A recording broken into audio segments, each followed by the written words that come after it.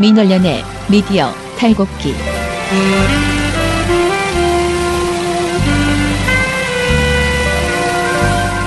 네, 안녕하세요. 민원련의 미디어 탈곡기. 드디어 우리가 D-1 이날이 올지 몰랐으나 드디어 왔다는 D-1일입니다. 그리고 오늘은 어버이날입니다. 자, 먼저 인사부터 하고요. 제가 항상 인사를 자꾸 잊어버려서요. 안녕하세요. 저는 민원련의 김원경 사무처장이고요. 미디어 탈곡기의 이장입니다. 네, 저는 민원련 배나은 활동가고 미디어 탈곡기 부녀회장입니다. 네, 청년회장 이봉우입니다. 지금 저희가 녹음하고 있는 벙커 녹음실에 공사를 진행 중이어가지고 좀 잡음이 있는데요. 오늘 방송만 좀 양해를 부탁드리겠습니다.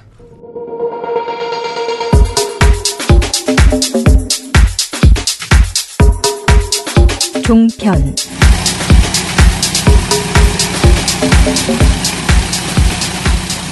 자, 그러면은 저는 먼저 저부터 그냥 이야기하는 게 네, 낫겠죠. 이거 뭐 한상진 교수 걸 먼저 해주셔야지 네. 제가 좀 할 수 있어요. 네.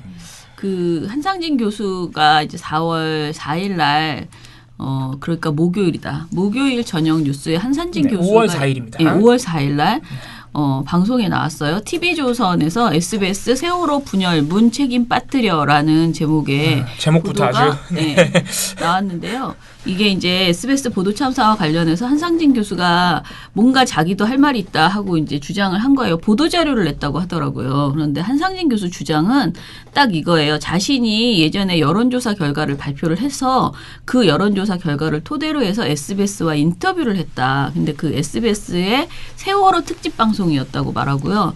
인터뷰를 했는데 그 인터뷰에서 본인이 그 세월호를 이념 공방 대상으로 전락시킨 책임 소재에 관해서 문재인 후보와 민주당의 책임 문제를 SBS가 언급하지 않더라. 자기가 그렇게 말을 해줬는데 네. 그런 여론조사가 있다고 말을 해줬는데 네. SBS가 방송에 내지 않았다고 불만을 토로한 거예요. 그러면서 문재인 후보의 눈치를 많이 본 것은 아닐까 그렇게 느꼈다라는 게 그 한상진 교수의 주장이거든요. 그런데 이제 제가 이 방송을 쭉 다 처음부터 끝까지 다 보고 나서 이 보도를 먼저 다 봤어요. 그리고 보도를 보고 나서 우리가 이제 뉴스박을 하고 들어오니까 시사 토크쇼에서도 이게 나왔다는 거예요, 당일.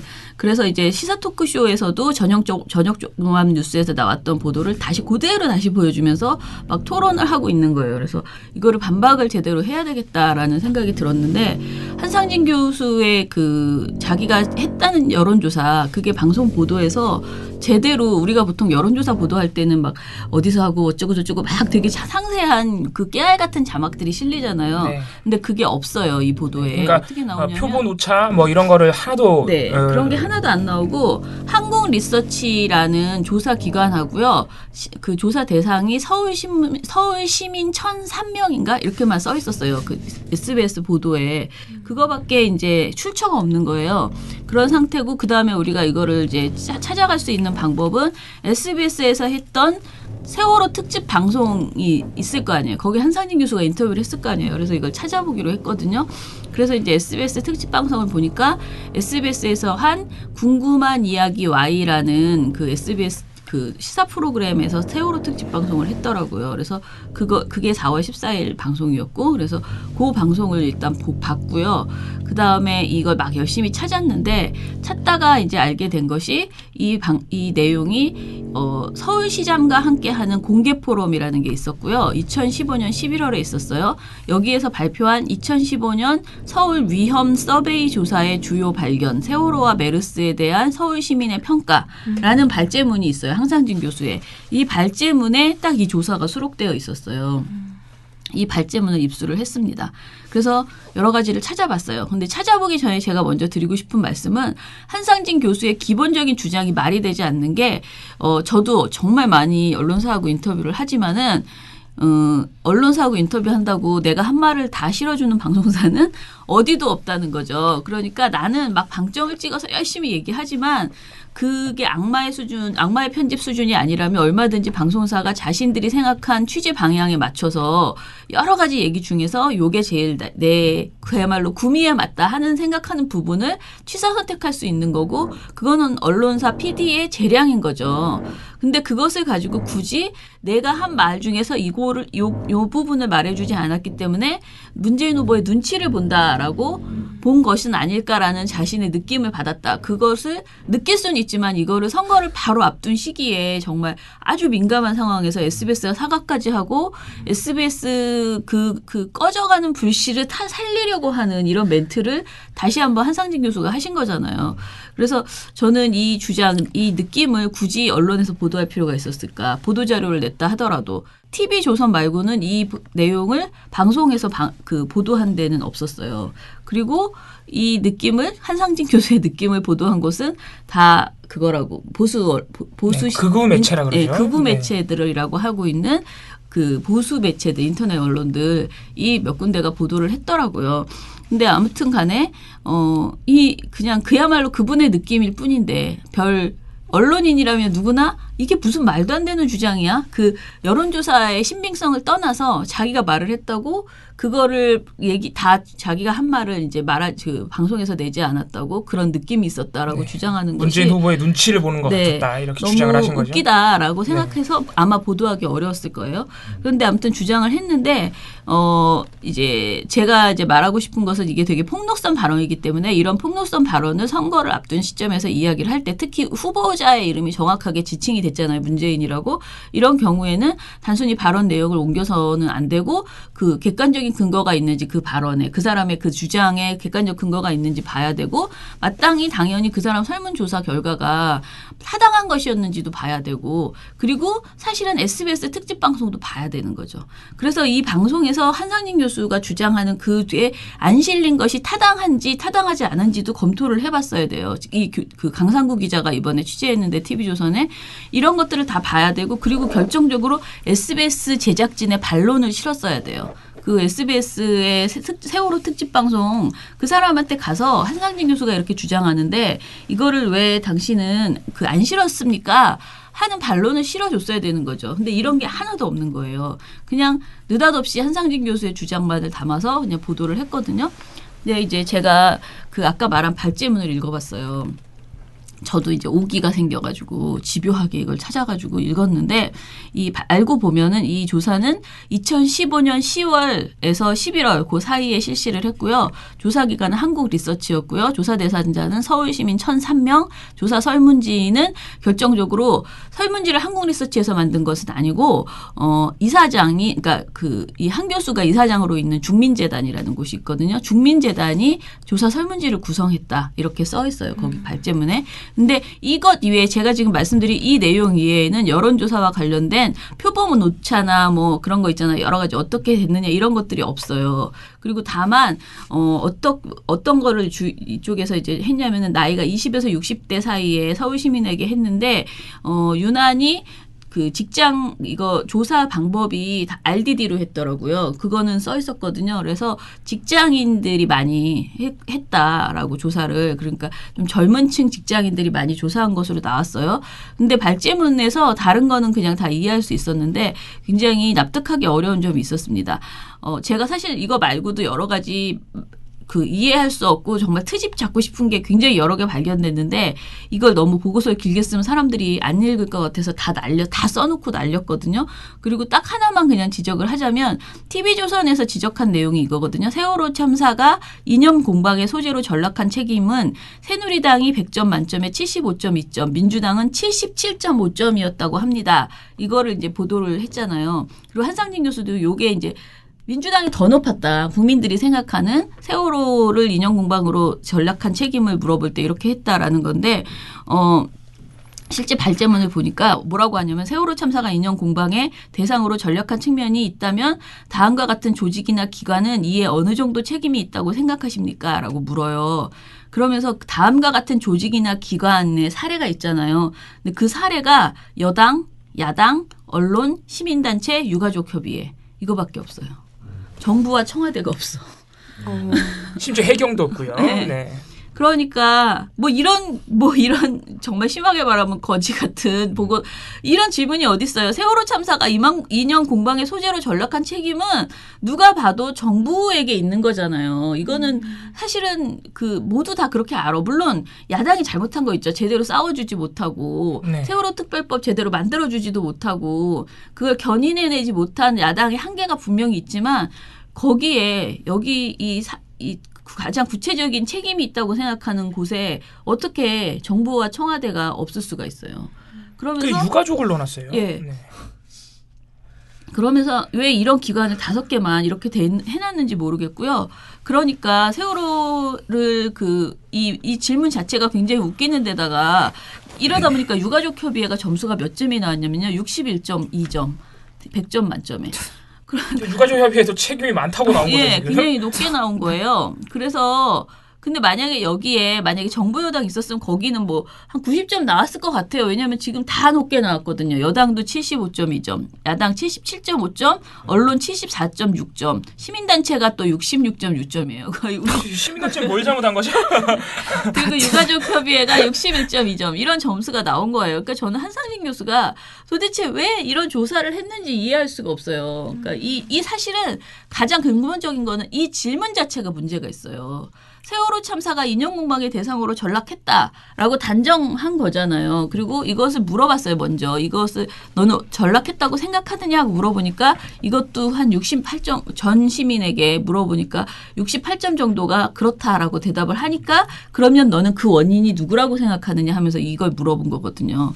그래서 이거 전체가 굉장히 잘못된 프레임이다. 왜냐면은 이 SBS가 만들었다는 방송 있죠. 특집 방송. 그 방송을 먼저 보시고 이 조사를 했으면 더 좋았을 텐데 뭐 그거 불가능하고 방송은 요번에 된 거고 그 방송에서 뭐가 나오냐면 왜 세월호가 인연 공방의 대상으로 전락하는지를 사실은 제대로 보여줘요. 그래서 김기춘이 그러니까 김영한 민정수석의 그 책을 보면 수첩을 보면 거기에 세월호 관련한 내용들이 나오잖아요. 그런 것들 이렇게 보여주면서 유가족의 책임으로 돌려라. 그리고 인양은 안 된다. 뭐 정부 부담은 안 된다. 뭐 이런 메모들이 있잖아요. 그걸 보여주면서 그때에 맞춰서 폭식투쟁이라든가 그런 어떤 반대 여론들 있죠. 그런 게 갑자기 확 커지는 그런 분위기를 쫙 보여주면서 SBS 방송에서 인연 공방으로 전락한 게 계속 슬퍼하고 그랬던 정부 여당이 갑자기 방향을 바꿔서 이것을 야당의 정치 공세 또는 유가족의 어떤 말도 안 되는 도를 넘어서는 요구로 이렇게 공격하기 시작한 그 시점을 쫙 보여주면서 그렇게 언론이 흘러가니까 결국은 사람들도 이런 생각을 하게 됐다. 그런 거를 이렇게 보여주거든요. 근데 그런 정도의 시기에 이 여론조사가 나온 거예요. 이게 왜냐면 2015년 10월이기 때문에 이미 사람들이 지쳐있는 세월호에 대해서 굉장히 뭔지 모르지만 그냥 이제 그만했으면 좋겠어라는 생각을 하는 사람들이 일반 시민들 사이에 많아지고 그것이 그 시민을 탓하는 게 아니고 그런 어떤 여론 공작 속에서 언론이 이미 그런 보도들을 많이 했고 그런 상황에서 나온 조사라는 거죠. 근데 그런 시기에 굳이 이런 조사를 할 필요가 있었는지 이 질문 자체가 굉장히 그 프레임에 딱 맞춰서 그 프레임을 입증하는 것 같은 그런 조사였다라는 저는 그런 생각이 들었고요. 그래서 기본적으로 이 조사를 안 실어준 SBS는 타당하다라고 저는 생각을 한 거예요. 이게 작가나 PD가 이 조사를 제대로 읽어봤다면은 이건 실히 부당하다. 이건 좀 부적절한 여론조사다. 그러니까 전체 말고 제가 지금 말씀드린 요 부분은 특히 문제가 있다라고 해서 이것을 안 실어주는 것은 오히려 저는 제가 PD였다면 뭐 이런 조사를 했냐고 오히려 따졌을 거예요. 왜냐하면 이걸 읽어봤을 거 아니에요. 서류를 그러니까 먼저 받아보고 먼저 이걸 만드신 분은 지난번 백남기 농민을 그것이 알고 싶다를 만들었던 그 PD분이 이번에 이 세월호 특집 방송 만드셨어요. 그래서 사실은 굉장히 내용이 좋더라고요. 다시 보니까 이렇게 좋은 내용을 우리가 못 봤구나. 다시 막 불씨를 살려서 보게 해야 되겠다라는 생각이 드는. 그러니까 인양이 되면서 우리가 그러니까 세월호가 돌아온다. 그런데 세월호와 함께 반드시 우리에게 돌아와야 될 것은 이것이다 하면서 그동안의 잘못된 프레임들을 이렇게 딱 정리하는 그런 방송이었거든요.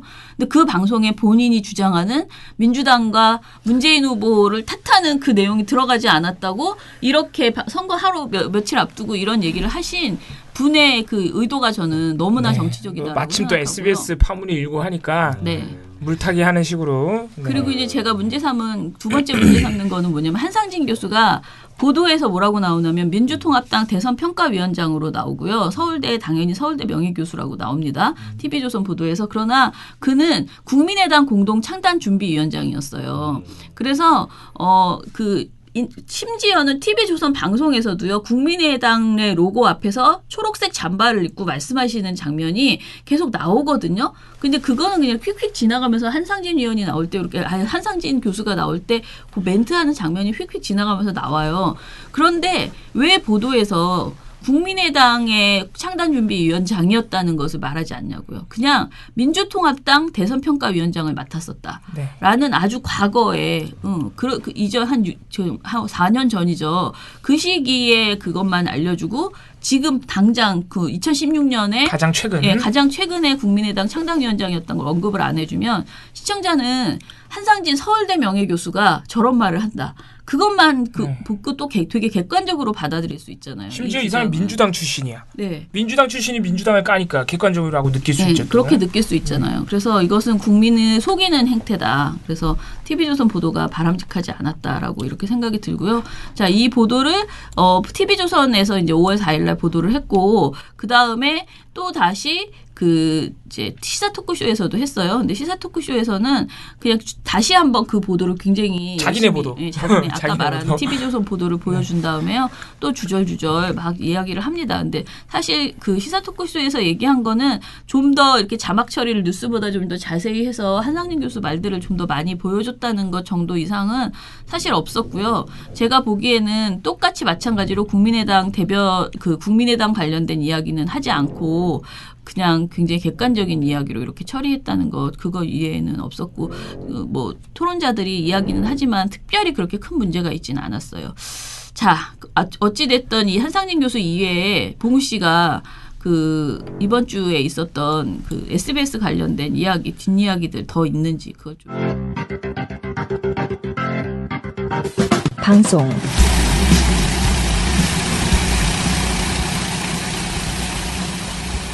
SBS만 특별히 하는 건 아니고요. 네. 포함해서 지금 아주 갖가지 재미있는 문재인 후보 관련 문재인 의혹 보도들이 갑자기 엄청 또 집중이 되고 있는데 네. 선거 막판에 네.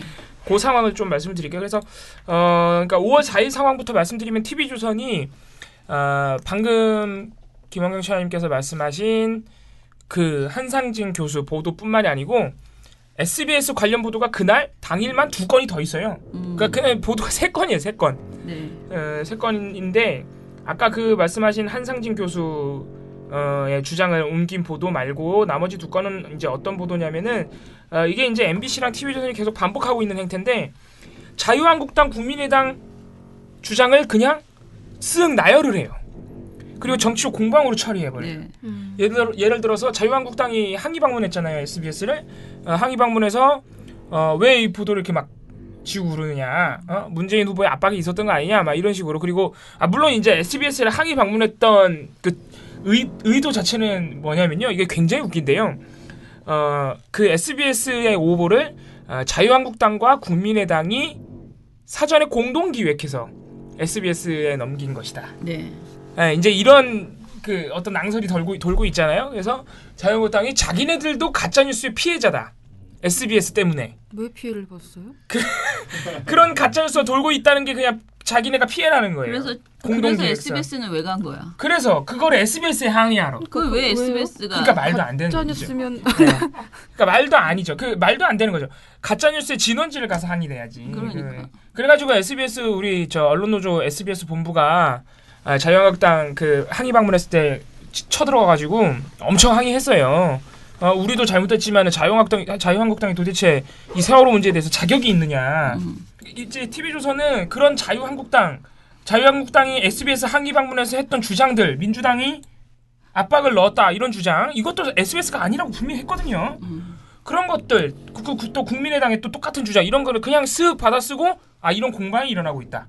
그럼 민주당은 아니라 그랬고 SBS도 아니라 그랬다 하고 보도가 끝나버려요. 그럼 이게 마치 여전히 뭔가 의혹이 있는 것처럼 느껴진단 말이죠. 보도만 보면. 굉장히 잘못된 보도입니다. 지금 그런 보도가 MBC, TV조선에서 유난히 굉장히 많이 나오고 있고 채널A는 보도를 안 해요. 아예. 채널 아예 보도를 안 하고 있고 사실 다른 방송사 KBS, MBN도 비슷합니다. 그런 행태는. 근데 보도는 그러니까 2일, 3일에 걸쳐서 그런 보도가 좀 나오다가 4일부터는 안 하거든요. 이제 다른 방송사들도. 네. 근데 유난히 MBC, TV조선만 계속 보도를 내고 있는 거예요. 하루에 3건씩 막. 그리고 이제 JTBC만 좀 객관적으로 상황을 잘 전달하고 있는 상태고 TV조선이 이 문제를 얼마나 이제 이슈로 만들려고 노력하고 있는지 엿보이는 보도인데 사실은 TV조선이 여기다가 기자와의 대담 보도를 넣어버렸어요. 이 무슨 기자와의 대담 보도는 기본적으로 통상적으로 이제 방송 보도가 1분 30초 정도인데 대담을 하면 기본적으로 한 3분 넘어가요. 기자하고 대담을 나눈다는 거는 이게 아주 중요한 이슈라서 구체적으로 상황을 분석하고 전달을 해야 된다는 의미거든요. 뭔가 가치 판단도 막 하고요. 그래서 이걸 이제 기자하고 대담하는 보도인데 이 보도가 굉장히 재밌는 게 중간중간에 무슨 말을 하냐면은 SBS 보도가 사실 좀 이상하긴 했지만 이런 말을 해요. 기자하고 앵커가. 그런데 딱 거기까지 그러니까 우선 SBS 보도 자체가 굉장히 엉성했던 건 사실입니다. 그리고 기자가 처음에 발제했던 초고에 있던 그 박근혜 정부 지적하는 문장 같은 게 다 사라졌다고 합디다. 이런 한 2개 정도의 사실관계를 전달해 주더니 나머지 이 대답 내용이 아주 웃깁니다. 뭐냐면은 민주당도 평소보다 너무 과하게 언론사에 대응을 한 측면이 또 있다.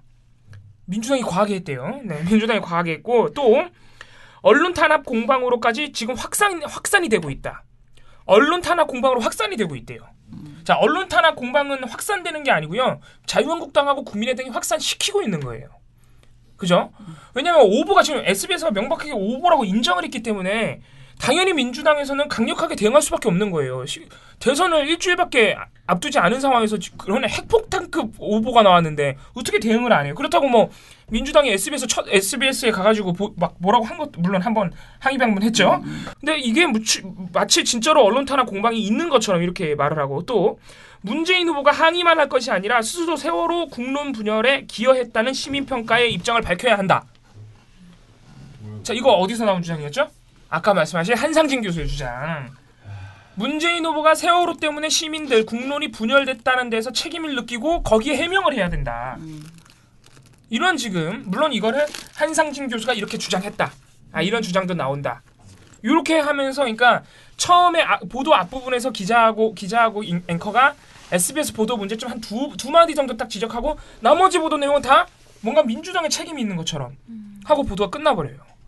아주 재밌는 보도입니다. 그래서 TV조선하고 MBC는 거의 지금 마음을 먹은 상태다. 그러니까 제가 볼 때는 거의 대선 마지막 이 막바지에 거의 그 지푸라기라도 잡는 심정으로 지금 이 SBS 보도 문제를 물고 늘어지고 있다. 이렇게 봤습니다. 근데 이게 이제 목요일 보도인데 금토일에는 또 보도가 잘 안 나왔습니다. 포기한 것 같아요. 그래도 네. 그래도 MBC, TV조선 그래도 보도해요. 그래도 한 건은 나왔어요.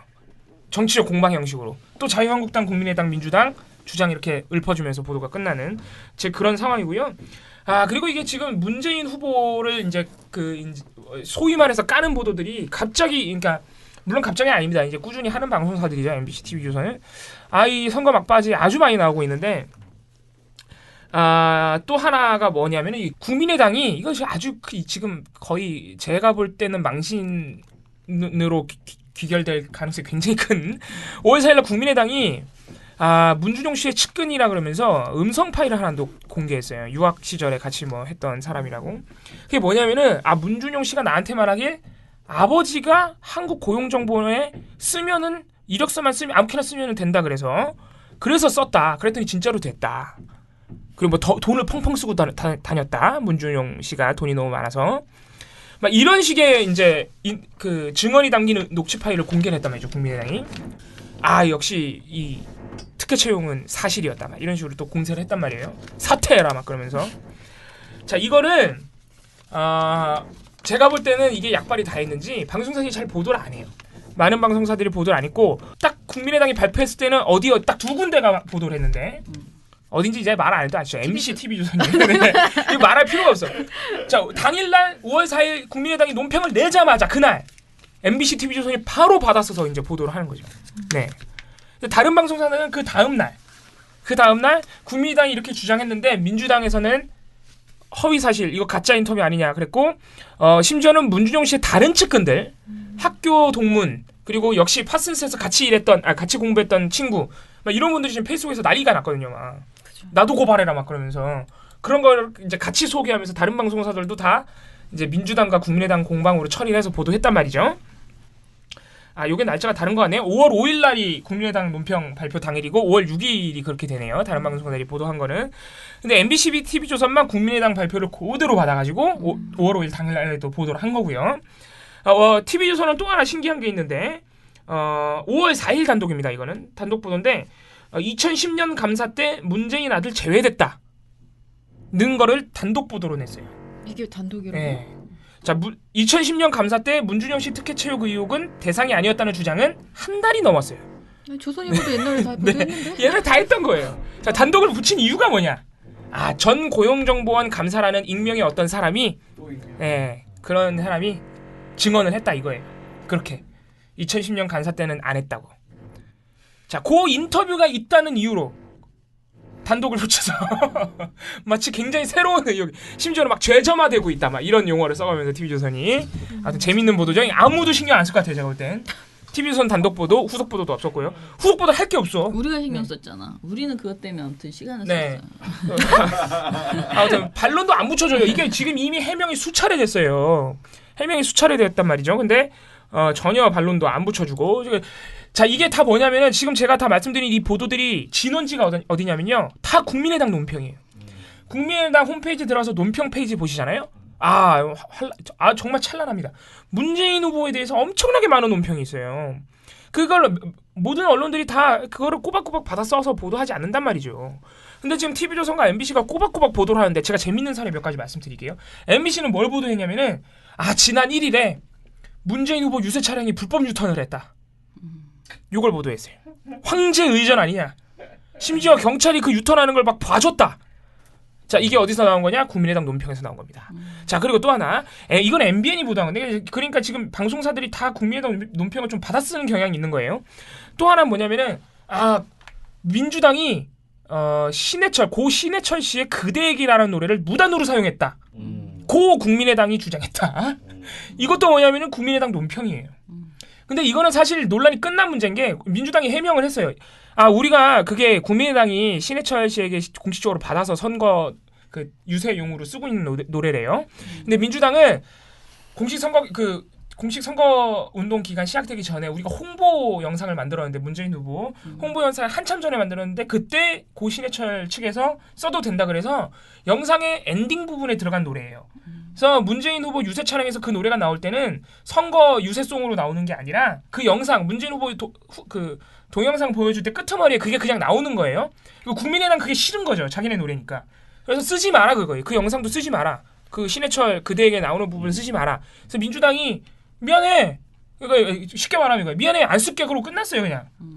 그런데 이거를 그 부분은 이제 안 쓰기로 한 거죠. 어쨌든 고 신해철 측에서 국민의당 유세송으로 쓰게 해주셨으니까.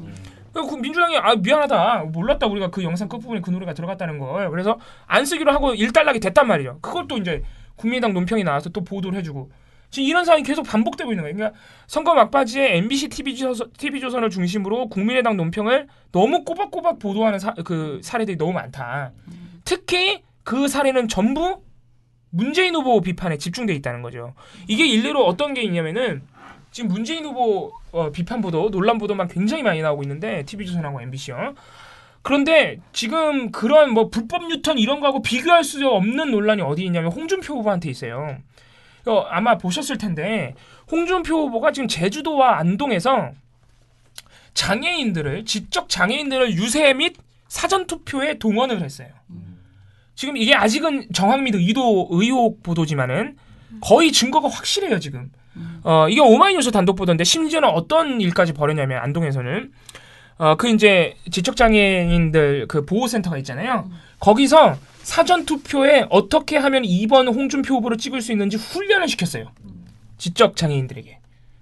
그 훈련시킨 기표용지가 발견됐어요. 한 20장 정도가. 2번에 다 찍혀 있겠죠, 당연히.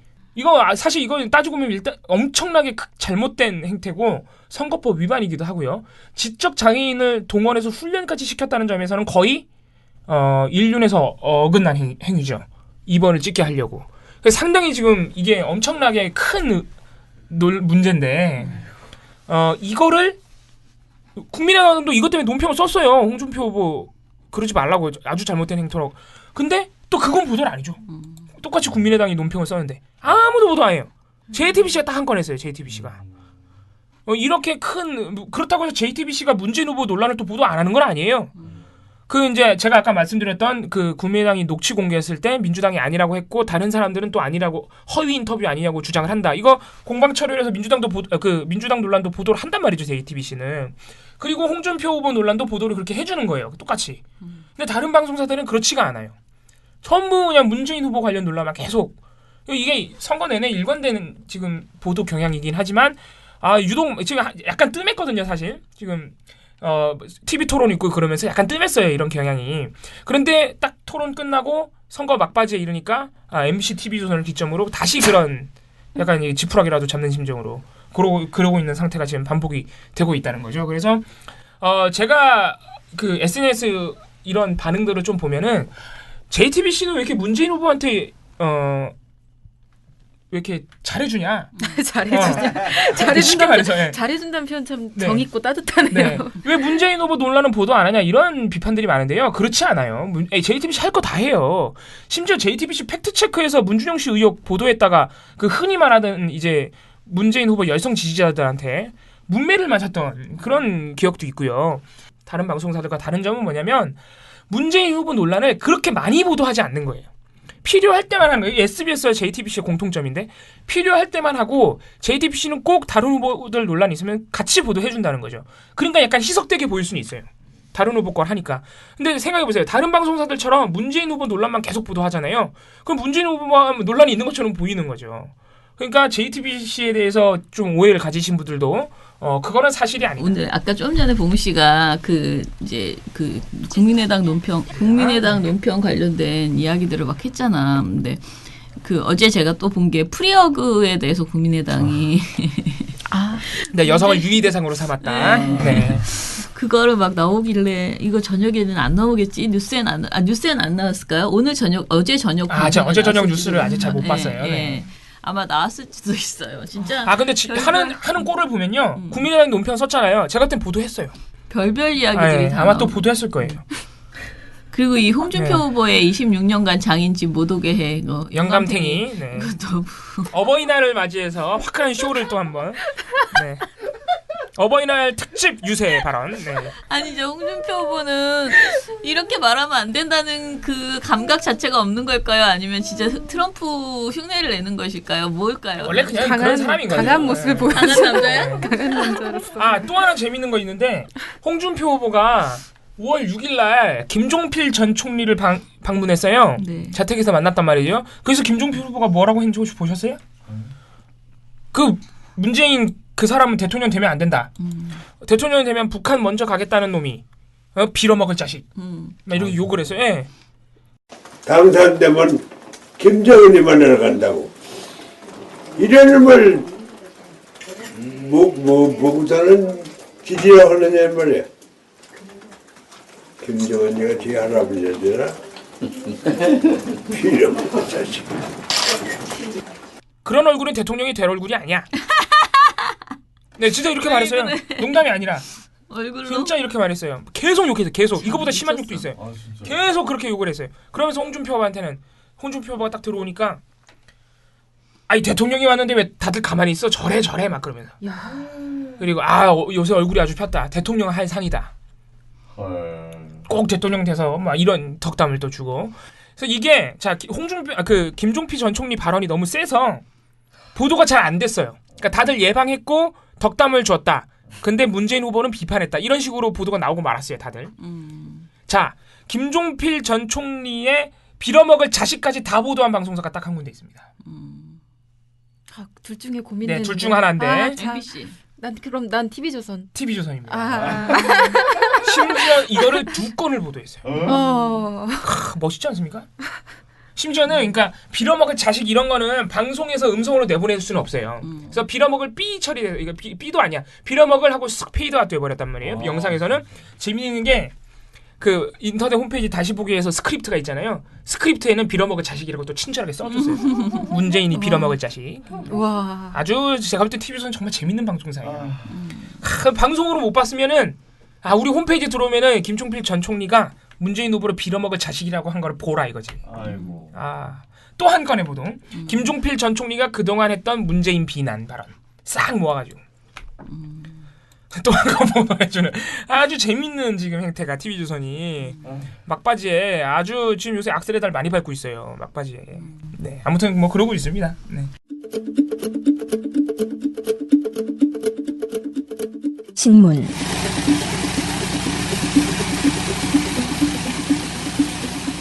이건 도저히 해야 될 것 같아서. 그러니까 오늘 아침 신문 찾아본 게 원래 D1 그러니까 하루 전날이면 보통 신문들이 유권자들한테 어떤 후보를 뽑아야 된다 이렇게 약간 메시지를 주잖아요. 네. 유권자들을 향해서. 그래서 신문들이 어떤 메시지를 주는지 한번 쭉 봤는데 사실 보면은 경향 한겨레 한국 같은 경우는 정말 원론적인 얘기만 해요. 표 하나의 가치가 얼마나 소중한지 생각해서 잘 뽑아라 그 정도 얘기를 하고 그리고 굳이 하나 더 붙이자면 뭐 노숙인들이라던가 그런 사람들에 대한 뭐 고민도 한번 해보자 막 이런 정도의 얘기를 한단 말이에요. 그리고 굳이 노골적으로 얘기한다면 자유한국당은 자격이 없다. 뭐 그 정도 얘기를 합니다. 근데 조중동은 약간 또 적극적으로 유권자들한테 얘기를 하는 것들이 있어요. 근데 그중에서 가장 노골적이었던 건 사실 오늘 동아일보였거든요. 기가 막힌 칼럼이 하나 있습니다. 김순덕 논설 주간이 오늘 활약을 해주셨는데요. 네. 오랜만에 나오셨네요. 네. 제목이 한국과 프랑스 대선을 보는 외신들 시선이에요. 근데 이건 지면 제목인데 요거 온라인판 제목이 달라요.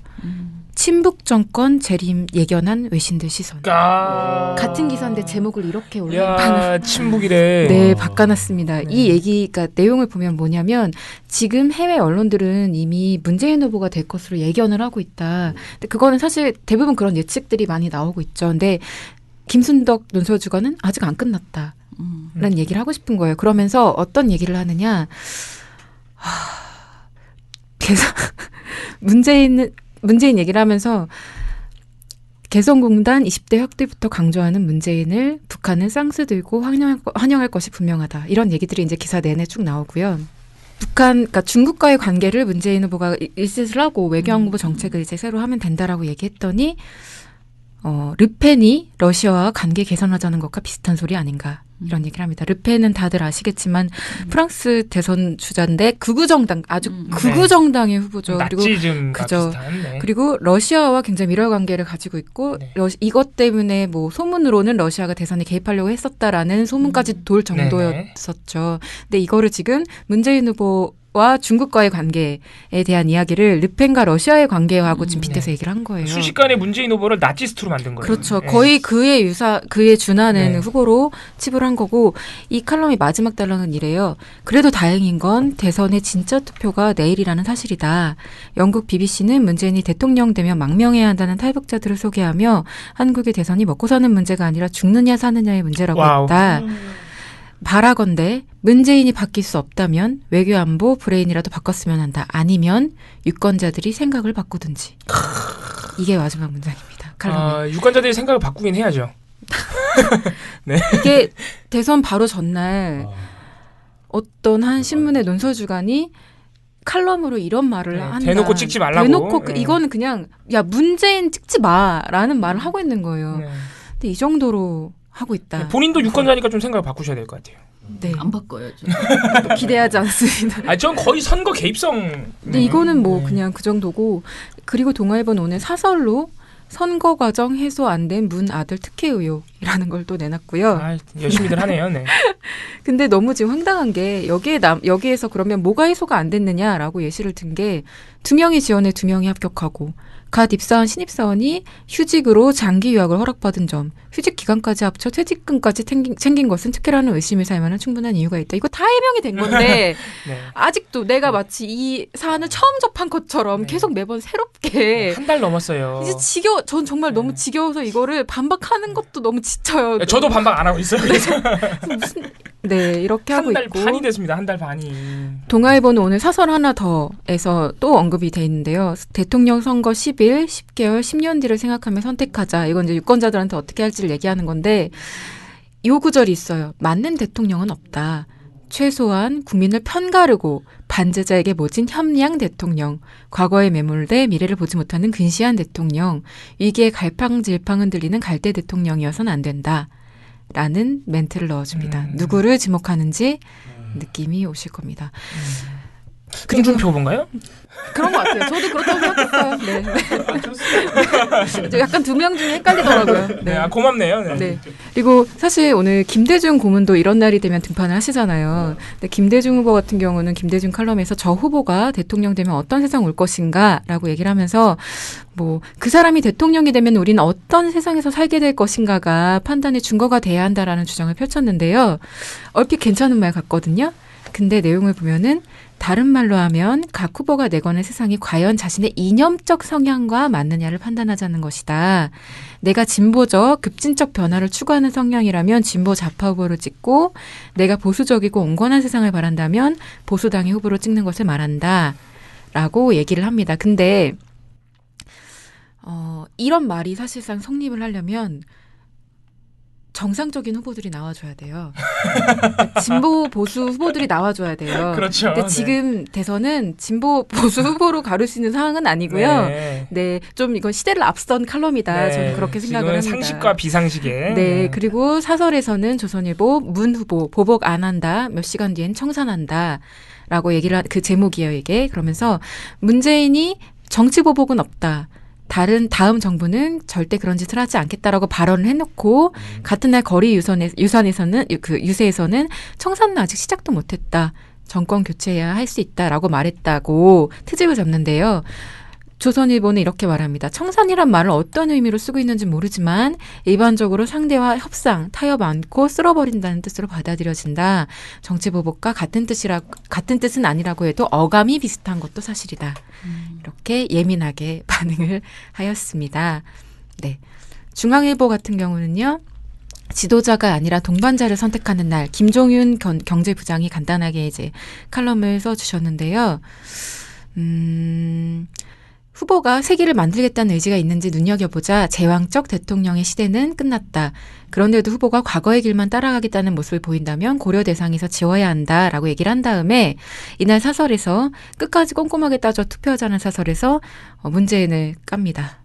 네, 문재인 아들 특제 공방 점입 가경 이러면서. 근데 어쨌든 제일 심한 건 동아일보 칼럼이었고요. 정말 이런 짓을 하고 있는 거에 대해서 어떻게 해야 될 것인가 좀 많은 생각을 하게 됐던 것 같아요. 정말 선거 전날까지도.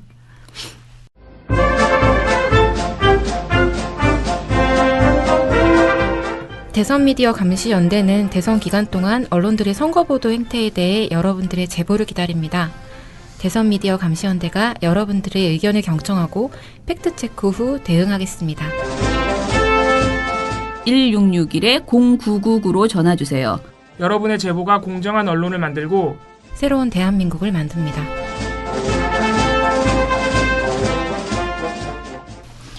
갑자기 생각나는데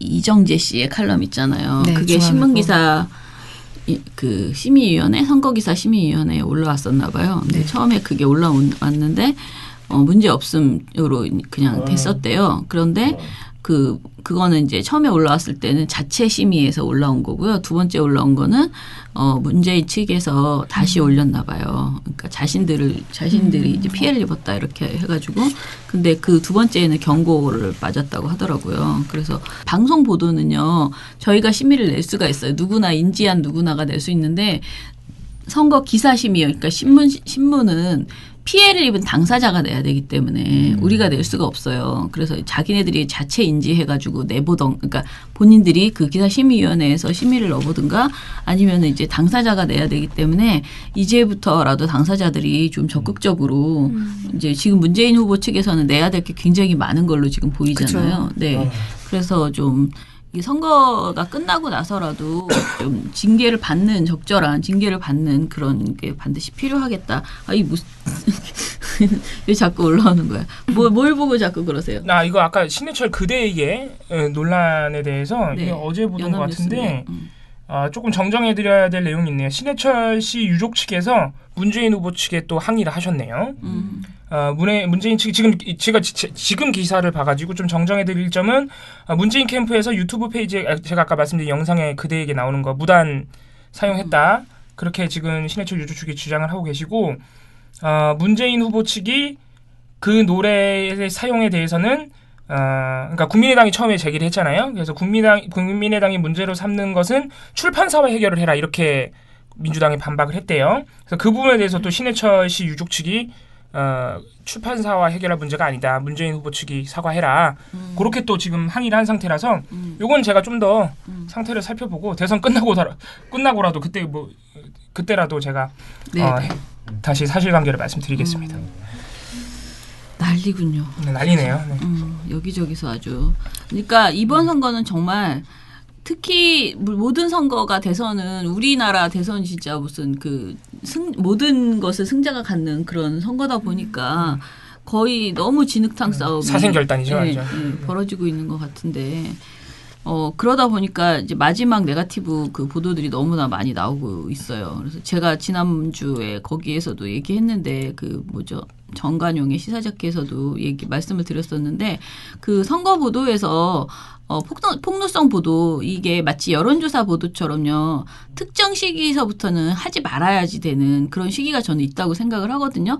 그게 지금부터 나오는 폭로는요. 그러니까 한 5일 최소한 한 열흘 전부터 나오는 폭로는 폭로를 입증할 수 있는 방법이 없어요. 그것에 대한 반박할 시간이 없어요. 그러니까 특히 오늘 만약에 누가 뭘 폭로했다, 말도 안 되는 폭로를 한다. 그것이 사실이든 아니든 보도를 하는 것이 어떤 영향을 줄 것인가. 그러니까 절대로 회복할 수 없는 그런 상황이 벌어지는 거예요. 그래서 폭로성 보도를 하는 데 있어서 마지노선이 있다라는 것이고요. 제가 이번에 브리핑에 담은 거는 KBS 선거보도 준칙을 얘기를 했거든요. 거기에 이제 폭로성 주장의 처리라는 조항이 있어요. 8조에. 근데 이 폭로성 주장이 있을 경우에 당연히 우리가 상식적으로 생각하는 사실관계 여부를 확인하기 어려운 경우에는 또는 인신공격성 비방일 경우에 또는 명예훼손이 확실시되는 경우에는 보도하지 않는다. 다만이 문제인데 항상 이것이 국민의 이익에 부합하다고 판단되면 법률 전문가의 자문을 받아 보도할 수는 있다라고 되어 있어요. 그러나 혹여 폭로한 내용이 거짓으로 밝혀지거나 구체적 근거가 없는 경우에는 당연히 빨리 그것을 이제 처리를 해야 되죠. 그리고 밝혀야 하고 그다음에 선거일 전날든 선거가 임박한 시점의 폭로에 대한 보도 여부는 신중하게 판단해서 처리하라라고 되어 있습니다. 근데 신중하게 판단하는 기준이 특히 폭로한 내용의 사실 여부를 확인할 수 없거나 그리고 선거일 투표 개시 시작까지 폭로 대상자의 반론 기회가 부족하다고 판단할 경우에는 보도하지 않는다. 이게 원칙이거든요. 그래서 지금 상황에서 지금 별별 이야기들이 막 다 나오고 있는데 예를 들어 문준용 씨 관련해서 지금부터 뭔가가 나올 수도 있는 하도 지금 국민의당의 행태가 너무 더 나올 것도 없는데 이제 더 있다고 좀 전에 그런 인터뷰가 그런 전화나 증언이 더 있다고 하는 국민의당 논평도 나왔어요. 조금 전에. 네. 그러니까 계속 이어져서 나올 텐데 저는 SBS 오보 사태를 다시 한번 다 점검해야 된다. 사실 아까 TV조선이 별것도 아닌데 전직 감사 고용정보원 감사를 데려다가 익명의 인터뷰를 넣으면서 다시 재점화하느라고 문준용 씨 의혹을 다시 꺼냈잖아요. 근데 그 보도는 SBS 보도와 사실 다를 바 없다. 왜냐하면 결국은 익명의 인터뷰 하나 집어넣고 맞아요. 예. 그리고 계속 떠버리는데 내용이 없다. 새로운 의혹을 네. 제기한 것처럼. 네, 그런 점에서 지금 그런 보도들이 계속 이어지고 있고, 그리고 게다가 그것을 악용해서 계속 보도를 학대 재생산하고 있고, 제가 아까 이제 그 한상진 교수 이야기만 하느라고 하다가 그냥 집어넣는데요. 그 한상진 교수 이야기 말고 SBS 보도를 가지고 그 시사 토크쇼에서 악용하는 경우들도 너무나 많아요. 근데 그 중에서 제일 제가 황당했던 거는요, 홍준표 후보가 돌아다니면서 하는 말이요. 진짜 장난이 아니에요. 그러니까 홍준표 후보가 그 8시 뉴스 쫙 없애겠다 했잖아요. 근데 그 말만 문제가 아니고 저는 이거를 그러니까 채널 A에서 처음 봤거든요. 근데 채널 A 보도를 보면요. 홍준표 후보가 SBS를 없애겠다고 한 것이 문제가 아니고 뭐라고 하냐면요. SBS 보도를 보면 이게 홍준표 후보의 발언입니다. 부산 유세 현장에서 이거를 돌직구쇼 채널A에서 그대로 보여줘요. SBS 보도를 보면 세월호 인용하는 시점을 문재인 측과 해수부가 협력을 해서 대선에 맞춰서 딱 인양을 했다고 합니다. 그렇게 인양을 해가지고 세월호를 또 이용해가지고 대통령 선거를 치르려고 했습니다. SBS의 인자 문 후보가 겁을 줬는지 그게 잘못된 뉴스라고 또 발표를 했어요. 그 해수부 공무원 목소리 녹음까지 해가지고 발표한 건데 이거 완전 가짜 뉴스잖아요. 홍준표가 한 이 모든 말이. 근데 이 여기에 그 시민들이 막 호응해서 부산에서 막 와 뭐 우 막 이렇게 막 하는 발언들 있잖아요. 그런 것들이 막 들어가고 그러면서 이런 막 발표한 건데 이렇게 말한 다음에 그러니까 내가 SBS 없애버리겠습니다. 이렇게 얘기한 거예요.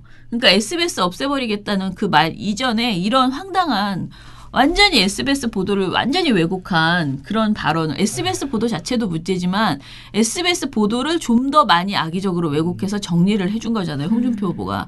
그러면 최소한 이런 발언은 언론에서 옮기지 말아야 되는 거예요. 그런데 이 발언을 구경 난 것처럼 굳이 가져다가 보여주면 그 동의하는 사람들은 홍준표가 저렇게 말하면 홍준표 후보 대통령 후보가 저렇게 정리를 해줬는데 믿을 수도 있는 거잖아요. 그죠. 그런데 이것에 대해서 잘못됐다는 얘기도 하지 않으면서 그대로 전달해주는 이런 보도 행태가 지금 종편에서 벌어지고 있다는 것이고 그리고 이거 말고도 아예 후보자 본인 그러니까 그 패널들이 이거는 완전히 허위다 가짜다라고 볼 수 없다. SBS 보도는 이렇게 주장하는 내용들도 있거든요. 그리고 오거돈 위원장 발언 부산 선대위 오거돈 위원장 그 발언이 증거가 될 수 없다는 얘기를 이미 거듭 이야기가 나오고 있음에도 불구하고 SBS와 그 오거돈 위원장 발언을 맥락을 봤을 때 이번 보도는 이거는 한양대 특임 교수인 고영신 씨가 한 말인데요. 이 사실 자체가 SBS에서 보도한 내용 자체가 완전히 허위다 가짜다 이렇게라고는 볼 수 없다라고 말을 하거든요. 그냥 게이트키핑을 통해서 좀 더 철저하게 써야 되는데 그걸 못한 부적절한 측면은 있지만 허위다 가짜다라고 말할 수는 없다. 이런 식으로 이야기를 해요. 그래서 여러 가지 지금 끝까지 이것이 본사에서 내리고 그 아니다라고 얘기함에도 불구하고 그냥 선거 내일까지 선거가 이루어지기 전까지 무조건 불을 지펴보자 하는 식의 이런 그 보도를 하고 있다라고 볼 수밖에 없을 것 같아요. 그래서 아무튼 우리가 현명하게 지금부터는 언론에서 나오는 그 폭로성 보도에 일일비하지 말고 진짜 하지 말라고 요구해야 되는 그런 상황이다. 이제는 사실은 그 규명할 수 없거든요. 무엇이 나오든 간에 서로 누구든 간에. 그래서 그것이 그런 식의 보도가 아니고 제대로 된 그야말로 현명한 선택을 하기 위한 보도에 힘써라 지금부터라도 그렇게 얘기할 수밖에 없는 상황인 것 같습니다. 자, 그러면 우리는 오늘 방송은 이것으로 마치고 내일 투표일 날 좀 들으실 수 있는 것들을 좀 더 만들어 보도록 하겠습니다. 자, 민원연의 미디어 탈곡기. 여러분 투표 많이 하세요. 투표 많이 하세요. 네. 투표 꼭 하세요. 네. 꼭 뽑으십시오. 네, 꼭. 네. 몇 시부터 몇 시까지죠? 그런 거 저는 내일 늦게까지 한다고 들었어요. 8시까지. 예. 네, 이미 이번에 사전 투표율도 26%까지 나와서 네. 최초로 80%를 넘기는 거 아니야 이런 지금 기대가 나오고 있는데 꼭 한 표 행사하셔서 자신의 권리를 지키시기 근데 바랍니다. 다 사전 투표는 안 하신 거죠? 네. 근데 저는 일부러 안 했습니다. 저도 약간 네. 사전 투표 안 하고 당일날. 그래요? 네, 여러분 민원연 미디어 탈곡기는 이것으로 마치고요. 꼭 투표하시고 네. 예. 민원연 미디어 탈곡기는 내일도 열심히 털어드리겠습니다. 탈탈탈 안녕.